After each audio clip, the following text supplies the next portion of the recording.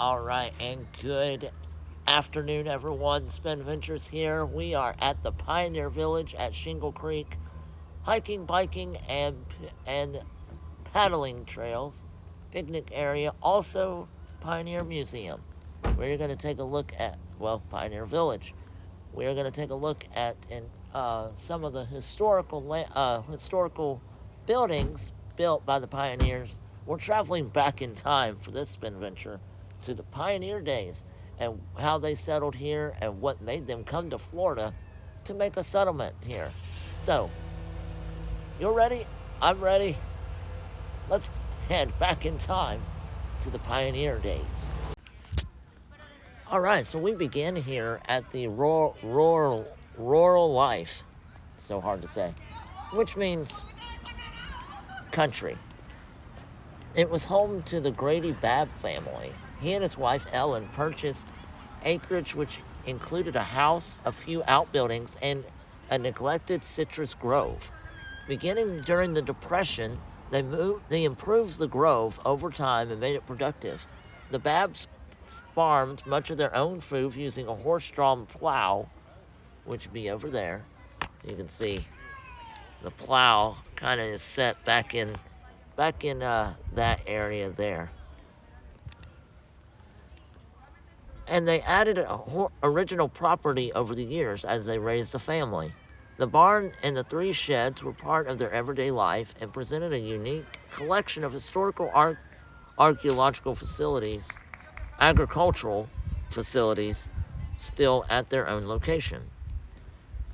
The Shingle Creek and its surrounding cypress swamps provided water for cattle, lumber, and posts for fencing in extremely dry times.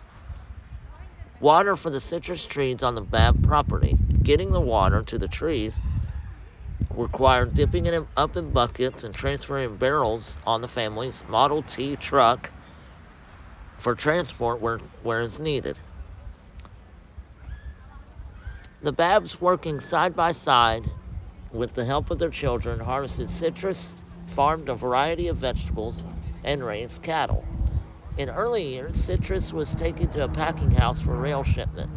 Development of roads, trucks, and new process later allowed their other options.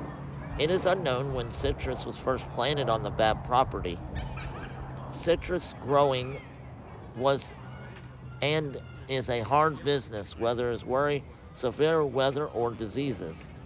The family was proud of the grove they cared for it. It was lost early in the century to the citrus greening, a disease that kills trees. So they started out in 1919 growing back here. There we go. Growing back here, the citrus farm. And the citrus farm gradually progressed and became a supply and needs for goods for the Babb family and needed for them to support. And so they had to have needed to have plant and agricultural greenery, also to planting the citrus, and then transporting it to different local markets and stores throughout the town. Let's move on next. The next store and how this progressed. But like I said, there's the Babb's Model T, what it would look like back when they were harvesting the crops and citrus fruits and vegetables. And they would put it on the back. They would put it on the back of the Model T here. That's how they would transport the goods all throughout the town. So this is what's called the Yates Fords, and it was in the 1800s and before, when settlements in Osceola County were just beginning their few roads as such, mainly wagon trails and no bridge over Shingle Creek. The road west, Vine Street, led to 3 fords named after Jim Yates, also called Matthews Ford. The second William Henry Yates Ford, and the third was named Jack Yates Ford. which was on the old Fort Brooke Trail. Later in the early 1900s, the Babb family settled along Shingle Creek on property that some of those forts crossed. So right here. So probably somewhere along like these paths right here was probably an old road that the Babb family transported and moved on. So let's see, and then once the roads and bridges were established, the names and locations faded into history, but were at time essential to the creation of communities of Shingle Creek and Kissimmee. So right here's the map, so you can see some of the roads. Kissimmee, of course, right in here. This is Kissimmee, and some of these are the trails. General Harney's Trail, General Jesse. That's a creek. There's Reedy Creek. Jessup's Trail to Vineland. Lake Bryant. This is a mail route that the mail carrier would go to Fort Christmas, which actually I've been there, and I'll put a link on the video down below of when I went to Fort Christmas. I need to go back, actually, because it's the last time I went to Fort Christmas, a lot of it was taped off, or not taped off, but it was during COVID, and so a lot of the stuff was like not operating, or no activities were going on, and so I need to go back and do another video when everything's back open now. Of course, you see Reedy Creek right here, Fort Lonesome down here. But right here, Kissimmee, you can see some of the trails that the Babb family took are in like really dark pin on the trails through Kissimmee, in and out of Kissimmee. Moving on, of course, we got the railroad crossing, bike rack parking, so you can actually park your bike on an old railroad track. It's kind of cool. Interesting. Kind of neat. But this is the old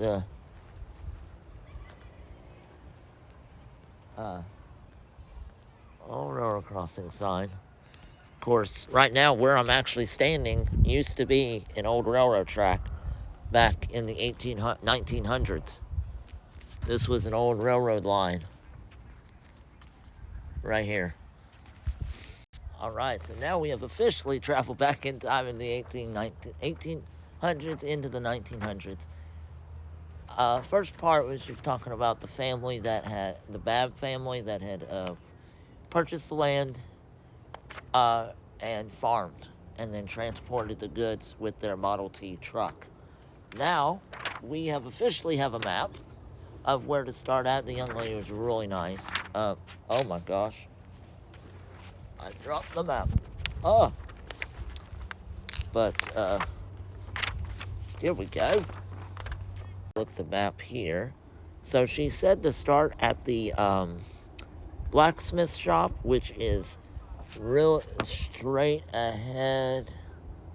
Where did I just come out of? That way. Right there. So we're going to make our way to the blacksmith shop just beyond the water tower. So we're going to start there. And then she said to go, or she suggested to go from the blacksmith shop, and then I'll go to the water tower, across the train tracks here, and so on. And we'll learn a little bit, and we'll go from the lower class, middle class, and then finally end up at the upper class. And she said that there were some farm animals in the barn. So we're going to go say hello to some farm animals today as well. But right here is the blacksmith shop.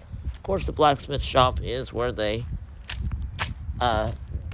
do weaponry like swords and anvils, where they sharpen the iron, and to get it nice and hot. Of course, they used coal as well. with the swords, what they did was they would actually have the sword on the anvil, and they would take a giant hammer, and they would hammer down the sword, and also shave it down to make it nice and sharp for either a weapon or for a tool to use primarily for gardening or any type of household item, to use it outdoors as well. And so this is the blacksmith shop, and so they would people would, in the 1900s, 1800s, 1900s, people would come to the blacksmith shop, and they would actually pay the blacksmith to get their not really a weapon, get their item shaved down or sharpened for a very small price. These days, it was a very small price, but back then it was very expensive because of the labor they had to do. They only order a quarter a day. So, the blacksmith shop right here. And so here we'll move on to our next location, which is the... Oh, this is in Spanish, no wonder. I know on the Spanish side, but I knew what it was. We're going to move on we're going to make our way across the train tracks to the Tyson house, it looks like. We're going to go to the Tyson house. That is this house over here. And make our way around the train station. Then we're going to come back to the train station and take a look at the old area. All right, so we have made it to the James C. Tyson. James C. Tyson. He was a Florida cracker. Now, cracker, like I said, he was a farmer. Cracker, he was a farmer that whenever the whips would snap on the ground, it made a crack sound. That's how the cracker name for a cattle drive, which would be to drive out the cattle into the field or to drive them back into the barn at sunset.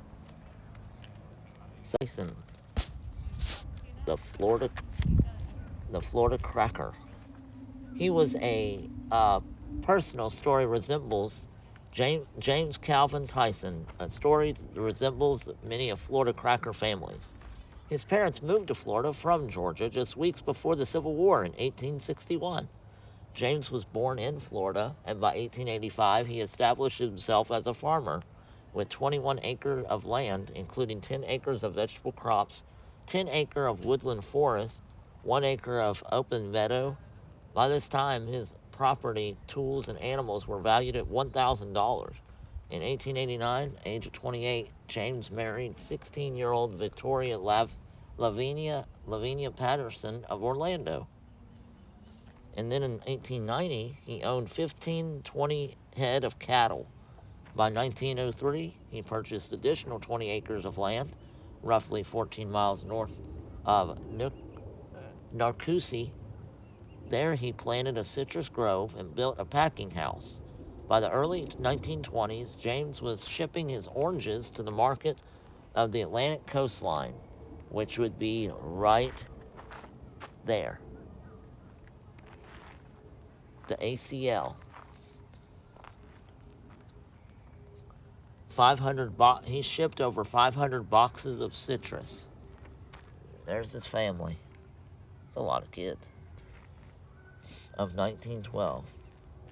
This modest one-room home was established by Enoch Nelson Tyson, second son of James and Victoria, prior to Enoch's marriage to Vivian of Avenel Norse in 1920. Simple in design, it served his family for several years. As their family grew, the need for a larger house prompted to move nearby St. Cloud. Enoch worked for his father, farming and working orange groves. When donated, the house sat in the midst of an orange grove in Narcoossee. What is a cracker? Like I just said, they're proud of their heritage. Name applies to descendants of the early settlers. Families remained in Florida for generations. They were characterized as a self-reliant, independent, frugal, resourceful, and strong-willed people.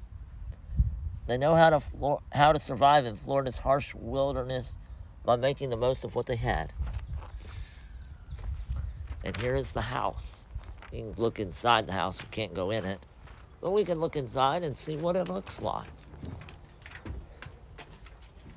See the one-bedroom house here. Looks like where the family slept. That's where the parents slept, because there's the baby crib right there. And over there is where the other kids slept, just in that room. It's a very small house of a cabin. All right, we're back on the rails with the Village Depot. Prior to the late 1800s, travel was primarily by foot, horse, or wagon. After the expansion of the railroad lines through Florida, convenient transportation became affordable to more of the population. Travel time was still slow, but railroads improved access to larger towns while spurring growth near the station. New residents, such as the Caveman family, transported their furniture by rail and could ride back to the city to attend the opera or a special social event. The railways were all very popular way for tourists to travel or to take an excursion from their hotel in Renemaid or Nakusi, spend the day near Lake Tahopikila. Also, when the Sugar Belt Railway began service, passengers could travel to Kissimmee, switch trains, board Henry Plant's South Florida Railroad, travel all the way to large cities like Tampa, and east to Sanford. Many of Osceola County's small towns were once station stops. Trains took people to where their jobs were: mills, log towns, or turpentine camps. In late 1800s, many small railroad lines or spurs were laid across the country and the state, but most no longer exist. When the tracks were removed, some lines were replaced with roads while others were abandoned. A sweet ride. The Sugar Belt Railway was a small train spur from Kissimmee to Nakusi via Hamilton, Destin, St. Cloud Sugar Mill. Built as a way to ship sugar products from the mill to the main railroad line in Kissimmee. This railway began allowing passengers to board in 1889. The railway continued to bring tourists to area north of Tahopikila Lakes, even after Destin's sugar mill ceased operation. Initially, the rail line was taken over by South Florida Railroad and in 1902 brought out by the Atlantic coastline. So here is the railroad. And now let's take a look inside the station to see what it was like traveling by rail in the 1800s. You can see here some of the baggage claim and the mail that was used for to pack different home goods as well as food goods on the train. See, over that way, that's where the passengers would sit in the station to wait on the train. We will come back around. See, and look through the windows. And then we'll make our way over.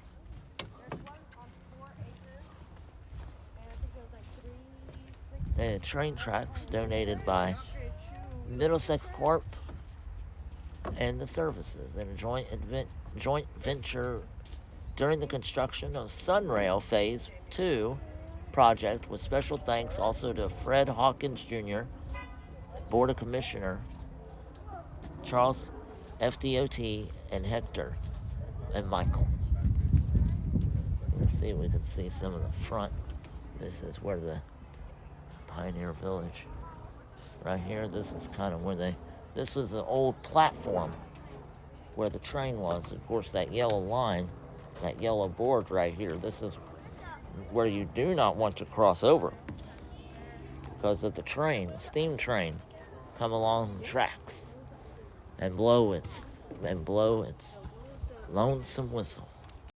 But here is the station where the people would wait on their way to Narcoossee, or with the ACC, Atlantic Coastline, ACL, to Tampa or to Sanford. All right, so we go from the second most important thing in life would be trains. This first most important thing in life is your relationship with God and Jesus. So we move on to church and what church was like in the early 1800s or early 1900s, late 1800s. As new communities formed, residents often traveled long distances in order to congregate for worship at the town church. Circuit riding preachers served in these early churches. Services were held when the preacher could make it into town, and the meetings lasted several days. Various denominations established churches included First Presbyterian, First Baptist, St. Peter's Episcopal, and Shingle Creek Church. In St. Peter's, Narcoossee, a community comprised of English immigrants, began to meet for worship in 1887. Sometimes gathering in homes, Lieutenant Colonel William E. Cadman took the lead in raising funds to build a church. Construction began in 1892 on the Gothic-style church designed by an Orlando architect. The lumber in the roof shakes came from a Davidson sawmill in Narcoossee. A model church. This was the first church in 1883 was a grass hut. It was formed after 6 men in a blacksmith shop. They built a modest temporary structure of palm fronds, cypress poles. In 1890, Pastor Bell, a carpenter, built much of the new wooden church in 1970, and then a new brick church was built, and even had electricity, which is very, very rare back then. The model church consecrated the Apostle Church of St. Peter on February 9, 1898. The rustic brown church, nestled among the pine trees, served its community until 1920.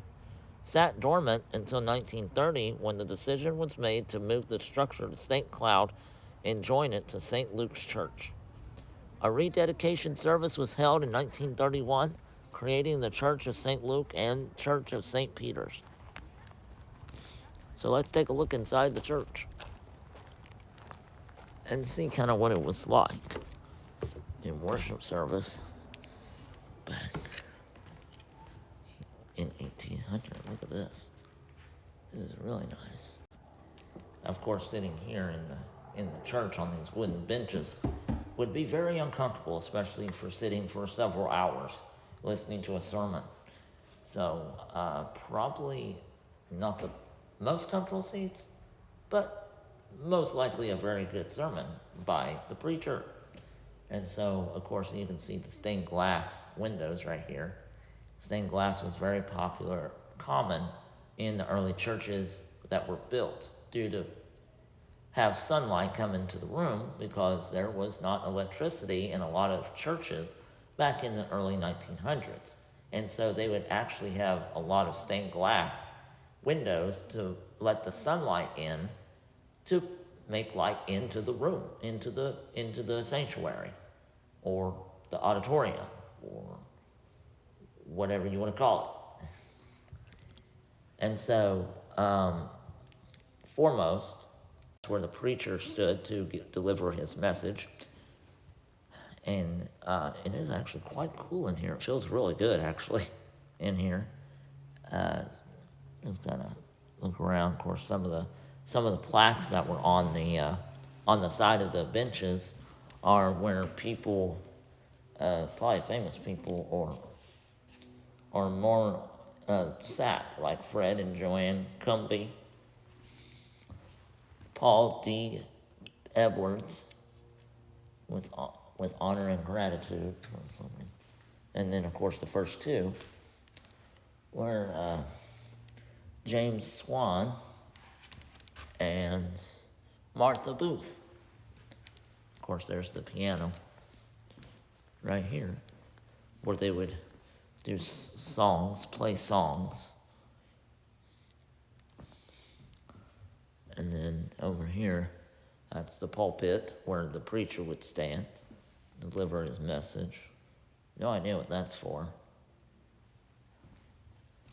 And then, of course, here.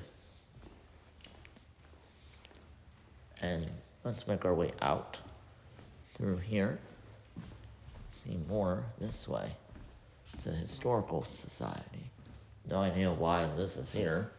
But it's just kind of an extra room. This might have been like the supply room, where if they need extra seating for some reason, like for Easter or something, or for a major event, they would have a supply room and extra chairs. All right, so we have made it out of the church and into the Florida sun with the Find a New Home in Paradise of Florida, a British officer. In 1888, Lieutenant Colonel William Edward Cadman of Yorkshire, England, came to Narcoossee to investigate a potential investment property, including a home, and a citrus grove. Several members of the family joined him, including his wife, Jan.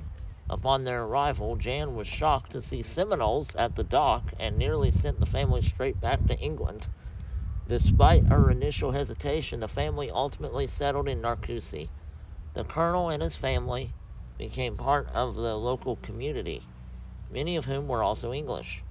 Colonel Cadman's story is typical wealthy second son families who migrated to Osceola County during the late 1800s. Investors were enticed to Florida by promises of its natural beauty, bounty, and beauty, temperate climate, and commercial opportunity.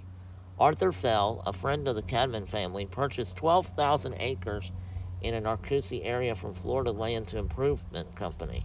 The colonel eventually purchased 10 acres of land, included 6 acres of orange groves from the Fell and Davidson Company for $3,000. The Cadman's home was fondly called the bungalow. When Colonel purchased the property, it included a house, kitchen, outhouse, stable, buggy house, 1-acre garden, and a citrus grove with 250 trees ready to bear fruit. The yard around the home was lush with bamboo and other tropical plants. Family possessions were shipped from England to Narcoossee and included more than a steamboat full of furnishings. Once they were settled, well-to-do family, included the older children, worked the Florida soil alongside hired laborers. So I guess we just make our way back to over here. This is the general store. Then we'll make our way back over there, so we'll just go continue on. This is the general store. And of course, mostly it's a grocery store buying goods. And so when early pioneers were self-reliant and made or grew much of what they needed to survive, during the same period, industries were beginning to mass-produce everyday items.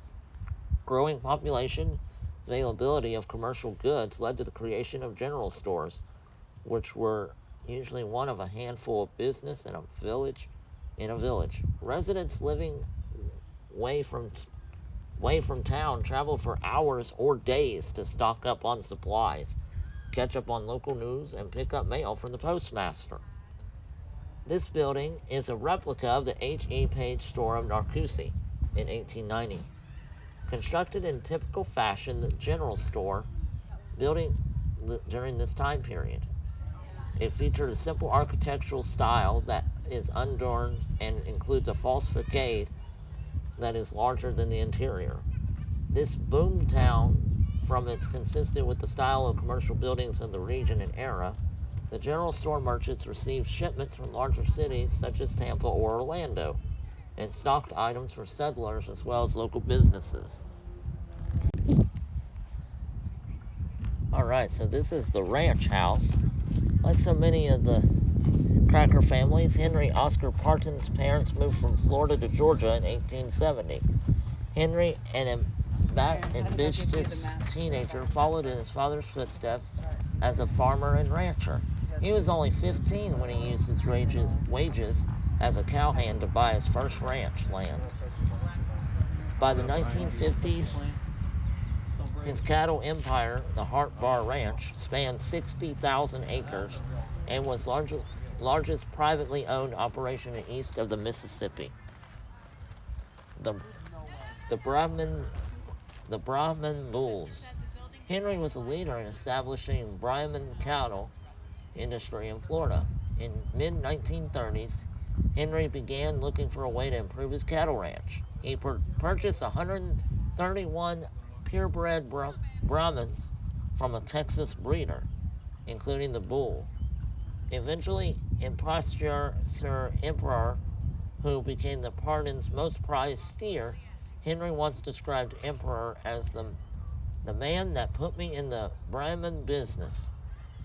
20th century cattleman. All right, school's in session, y'all. Community center schools. When Osceola County was formed in 1887, small villages scattered out of Kissimmee. New settlers in rural areas built schools for their children, and this one-room building accommodated multiple school grades. Students attended school for 5 to 6 months of the year. The rest of the school year was not a vacation. Children helped families plowing in the spring or harvesting crops and wrangling cattle in the fall. New towns, it was rare for buildings such as school or churches to serve a single purpose. These large open rooms were ideal spaces for the community to use other events as well. So this schoolhouse is a replica of the Narcoossee School, built in 1886, for children of newly arrived investors who brought agricultural properties from the lands developed Fell and Davidson. Architecture of the school is a variation of late Victorian Gothic style. Since there was no air conditioning, the steep roof and large windows likely provided decent air circulation. It functioned as a school for 3 decades. The original building still stands at the corner of Yukon Street and County Road 15 and managed by the Narcoossee chapter of the Osceola County Historical Society. We need to find that. I want to find that because it is still standing today over in the corner of Yukon Street and County Road 15. So we need to locate that. We may drive by and see how far it is away from here and take a look at the original built schoolhouse. It's the Osceola County Historical Society. So I bet it's somewhere here at Kissimmee where the original schoolhouse still stands. And let's take a look inside. Oh yeah, very similar. Please no entry, pioneers only. So only like workers can go through the schoolhouse. But right here, we can take a look. This is what an early school looked like. Of course, you got their chalkboards and their napkins to wipe off the notes that they took from the board. And looks like today we're learning lessons. Welcome to school, Miss Steele. And it looks like we're learning about paragraphs in English. Spelling is just review and then a test. Silent reading. Oh, that's the schedule. Lesson 5, geography. Lesson 4, recess after geography. And then in the afternoon, after lunch, they have English, spelling, and reading groups. All right. Of course, it did look like they had the different reading groups as well, like levels 1 and 2, which are need a little bit of extra help to read in reading.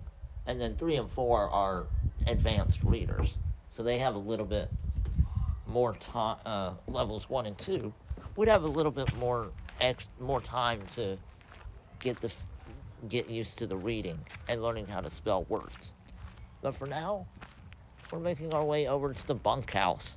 The bunkhouse is this. It is a one-room house. It had been advanced for teenage Cadman boys. At the time, William was 18, Reginald was 14, and Godfrey was 12. Cadman home originally had 3 bedrooms. Marjorie and her nurse each had their own rooms, so the boys shared the bachelor's quarters. And then later on in 1900s, the bungalow was renovated and 4 bedrooms were added. Renegald and Godfrey finally relocated the bedrooms in the main house. The boys' room was also renovated several years later to include a shower, but still only had basic amenities. Family guests or workers may have used the bachelor's quarter on occasions to shower and bathe, clean up. Here's the house. So this part of the house is the Cadman kitchen.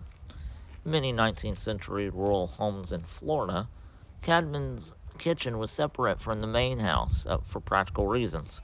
Cooking and fires created smoke and heat that would become unwelcome in the living areas of the house. Kitchen was connected to the main house by a raised covered walkway right here, a beneficial feature during Florida's rainy season, which is smart because it has a roof over that because it would flood. But what's for dinner? In the late 1800s, food for the well-to-English family was balanced and intriguing. Pantry would have featured exotic spices, including curry, extracts, and chutneys, favorites of the British colonial era. In Florida, the Cadman diet remained loyal to English roots. Cadman property had a garden, and they imported Jersey cows and fine English Yorkshire pigs to provide fresh milk and pork. The cook may have also prepared English fare such as beef Wellington, steak, and kidney pie, and Yorkshire pudding. All right, so this is the living room area. The living room was where guests would gather, sit, and talk. Of course, they didn't have TV back then, so they would end up sitting here and chatting and talking about what's going on and everything else. That's the news. And so here's the dining room area. This is the dining room. And the family, and if the family was, just the family was eating, this would be the dining area for them. But, however, if this was over here, this area would be the living room. And they would all sit and talk and chat and everything else while they would getting ready for dinner from the kitchen. And then they would move from there to the dining room and to eat dinner. All right, so back to the past we have the packaging shed right here. This is more of how they process the food, get it ready, and then they put it in these crates right here to get transported by train to the local markets. And this was, what house was this? And so that is how that worked out. And we're going to make our way across the field with chickens. Oh, yeah, the lady did say about the chickens. But there's the house. The ranch house. That's what this is, the ranch house. So that's what happens there. So we're going to make our way around this way. So the people I just met, really nice people. They were talking about, of course, my YouTube channel that I'm doing now, and saying, yeah, I do that on the weekends, other than my normal job where I'm a teacher at preschool, teaching 4 and 5-year-olds. So, gets crazy sometimes, but I love the kids to death. And so on the weekends I travel, and so they noticed my shirt says all I need is a little bit of basketball and a whole lot of Jesus, and that is a true statement. Yes, I do. I am open about my faith in God and Jesus, and proudly proclaim His name. And that's why I love doing these videos, is to meet people like that and become inspired by their story, and sometimes I return the favor and tell them my story. But right now, we are at the Lanier Legacy. Chickens are on the property. We got a rooster under there, but we'll go in there in a moment. Right now, like so many other settlers of the time, John Lanier moved to Florida from Georgia in search of new opportunities. He and his family moved through Florida as John established himself as a cattle rancher, eventually settling in The Point, an area west of Lake Tehopekla in 1871. John grew his herd by collecting wild cattle that were left in the area by Spanish explorers centuries ago. His sons worked alongside him to create a successful cattle business and family legacy. At the time of his death in 1888, he had over 1,000 cattle in his herd. The next generation of the children of Isaac Lanier, including Raymond, John L. Texas, Howard Daniel, Wade, Kirby, Earl, and Pearl. Some carried on the cattle ranching tradition, though their smaller herds were not as wild as their fathers. Others focused more on farming, especially after Hamilton Disston drained local swamps and revealed deep, rich muck. Raymond was considered a successful farmer, growing English peas, tomatoes, and potatoes, among other things. Same time, he owned 20 cattle and 1 horse. Proud connection to his heritage. Now, let's go inside and see what it was like of the farmhouse. See, I'm inside with the chickens and the rooster. Here's Raymond. There he is. He was born in 1873. Raymond Lanier lived in a time of rapid change. The son of a cracker cowman had diverse jobs that reflected the new opportunities in Osceola County. As a young man, he worked as a cattleman. 1800s, Raymond was employed on the dredge boat Kissimmee, which was used to create canals that drained swamplands. By 1899, he owned a large productive farm. In 1922, he became a county commissioner. At that point, Raymond married 16-year-old Jessie Lee Bowen that settled into this home and raised their 3 children, Hydela, Ross, and Doyle. And then in 1905, what? In 1905, Raymond, a third-generation Lanier, lived in Osceola County, purchased 160 acres of land, including this dog trot-style home right here. For more than a decade, various members of the extended Lanier family lived in the simple house. Initially, Texas Lanier and her husband, George Strickland, shared the home with his parents. By 1908, the Stricklands moved on, and Raymond shared the house with his brother, Wade, and his sister-in-law, Maud. Likely built by original owner Jonathan Strickland, this house is a significant late 19th century structure, as is one of the few surviving examples of frameless box construction in the region.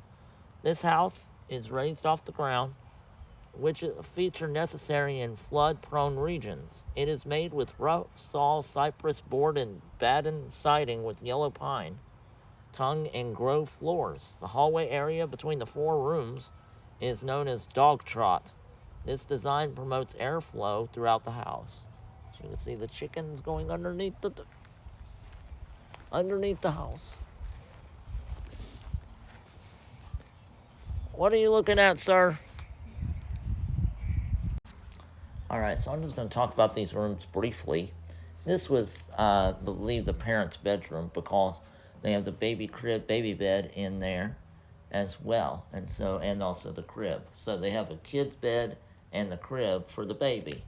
As you can see, this is his room. And it looks like they had a closet back there that's of wood, and then a chest where all the clothes would fit.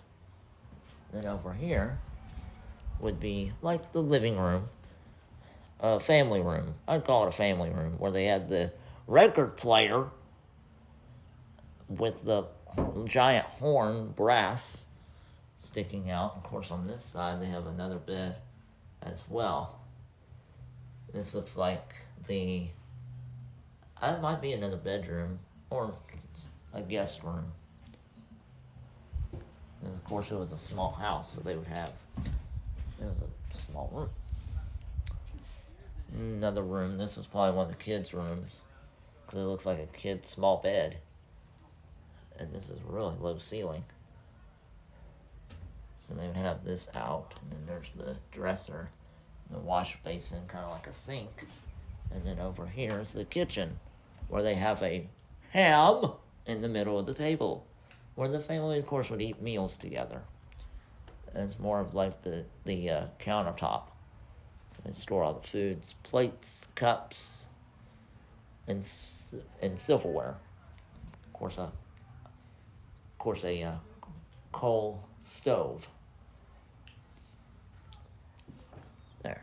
So that, as we make our way down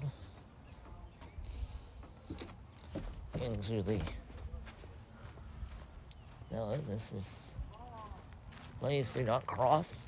This is the chicken house, where the chickens, where we just saw, this is their home. It says, do not cross. What if there's some eggs in there? Nice hay. Let's make our way out this area. We have made it to the barn. Of course, the barn would be for the cattleman's barn. Florida pioneers' barns were used to protect valuable riding gear, farm equipment, animal food, and at times animals themselves. Horses, oxen, and meat cattle were generally kept outdoors. Smaller young animals may be kept inside the barn during harsh weather.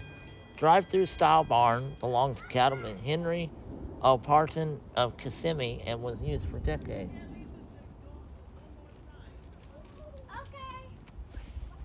And also valuable assets. To a farmer or cattleman, tools and livestock were often the most valuable things they owned.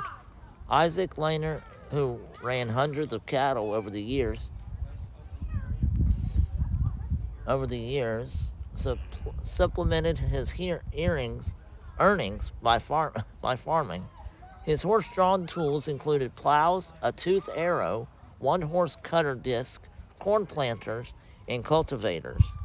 As for livestock, the family owned hogs, chickens, and dairy cows kept near the house. And here's the barn. Here's what it would look like. A drive-through barn. Of course, they would keep all the animals in here. And they even have a goat themselves. I forget the goat's name. The lady told me at the museum, said the name. I forget the name of the goat. And it's locked. We had to go around outside to see the goat. But there he is. Right there. Yay, he ate the grass. There, Buster. These are good grass, though.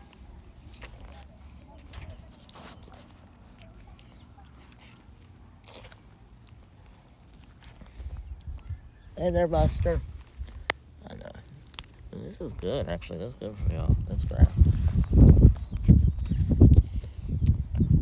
Goats are more vegetarian. They eat grass, leaves, and sometimes grain. Home sweet home. Pioneers grew and produced sugar cane, used as sweetener for cooking and baking. Sugar cane grew in small cane patches along other crops. This perennial plant was harvested once a year in the fall, often processed at community get-togethers during which cane was made into sugar, syrup, and molasses. At harvest time, neighbors often got together to process sugar cane as a community. These events were likely plenty of fun, with adults and children taking turns to help. To process the sugar cane, the stems were put into a large metal tooth grinder, crushed them, and released the cane juice. The mill contained a long pole, like you see here, was turned around and around by mules or men. The juice was then collected and taken to a boiling area. There, it was put into a large vat and boiled until sugar crystals formed. These crystals were sifted off, and the liquid that remained was called molasses. So let's take a peek and take a stroll around the sugar cane, because we can actually turn this using our shoulders. I can do it. Oh, it only goes that way. Okay, so let's see how I can push this sugar cane. There we go. We are running around the sugar cane, pushing it, using the driving force of my leg muscles and one arm holding the camera, also driving force of the speed. This is how sugar was processed in the 1800s and 1900s. Ugh. It was a lot of work. You had to do that for a couple hours to get it processed, and so grains could be melted down, and it would fertilize into the sugar cane. So, enough of that. Let's move on to our next stop, which would be the nicest hut. Before we get to the hut, we stopped at the cow camps. Mid to late 1800s, cow camps were part of the Cracker way of life. Cowmen drove their cattle to market between March and August, so summer months, and camps were established along the route. About a day's ride between each, cowmen hunkered down for a night or two, cared for the animals if necessary. At night, the men ate what they could hunt, and supplemented the meal with basic rations such as beans, biscuits, jerky, and coffee. These camps were made from young trees, and palmetto thatch or grass were easy to build and repair quickly. Some cattle drives went through Kissimmee River area, where dangers included wild bears, panthers, hogs could be just as violent as cattle rustlers. Cow hunters traveled on cracker horses, had guns, whips, and cow dogs to round up and protect their herd. As they moved across open ranges, the scrub cattle ate whatever was available. These animals were not particularly healthy or delicious, but they survived the trip to the market. And back in the saddle, right here. The life of a cowman was lived in the saddle. Sometimes up to 12 hours a day, it was a way of life for nearly a century. The men could ride for days without seeing anything on the frontier except for wildlife and a vast landscape of wilderness. These men, bronzed from the Florida sun, calloused from handling ropes and whips and lean, hard work and a simple diet, had a stance and presence that conveyed the pride of their vocation and love of the land. From an early age, 6 or 7 years old, boys were expected to be able to handle their horses, and when they were ready, they worked with the cowmen on the ranch during cattle drives. So at 6 to 7 years old is when they started to become a cattleman and help their parents on the cattle drives. But for now, we're going to make our way over to the hut. And look at this right here. These are the hide traders. The Seminoles were hunters and harvested natural resource for their own use as well as for trade. They hunted birds, alligators, deer, and other wild animals. In 1883, Clay McCulley, an anthropologist, noted that Seminoles were trading for items they did not make, including calico fabrics, ribbons, and thread for clothing. The Seminoles sold deer skins, bird feathers, and alligator hides at the trading posts, which then sold the raw products to manufacturers in northern states. At the time, such as deerskin gloves were a fashion statement worn by both sexes, men and women. 1800s, the latest fashion crazes included ladies' hats adorned with bird feathers and bags, wallets, and shoes made from alligator hides. By 1910, alligator hides accounted for 75% of the Seminole income. Traditionally, the Seminoles tanned deer hides and used them to make clothes. During his travels, Macaulay observed Seminoles preparing a deer skin. His account describes a bright yellow buckskin with the hair intact. He was told that the brains of the animal were an important factor in the skin dressing process. By the 1870s, the Seminoles reserved these hides for special ceremonies and wore cool cotton garments as everyday clothing. All right, so thank you all for joining me here at the Pioneer Village at Shingle Creek hiking, biking, and paddling trails picnic area. Pioneer Museum, very fun. I highly recommend it, especially if you're a history enthusiast, love Florida history, American history, or Native American history. Definitely check this place out in Kissimmee, Florida. Very fun, and it's very reasonably priced just to walk through the museum, walk through the trails, back and travel back in time to when the pioneers and the Native Americans bought land, harvested, and transported goods, along with some trains, wagons, and Model T vehicle. Don't forget to subscribe to SpenVentures, drop a like on the video, leave comments down below if you are a history fan. American history, Native American history, or Florida history, or any museum that you have been to. Also leave a comment down below of any historical museum or site, roadside attraction that I have not been to in the state of Florida or that I need to check out. Definitely leave a comment down below for that. And we will see you all on the next SpenVenture.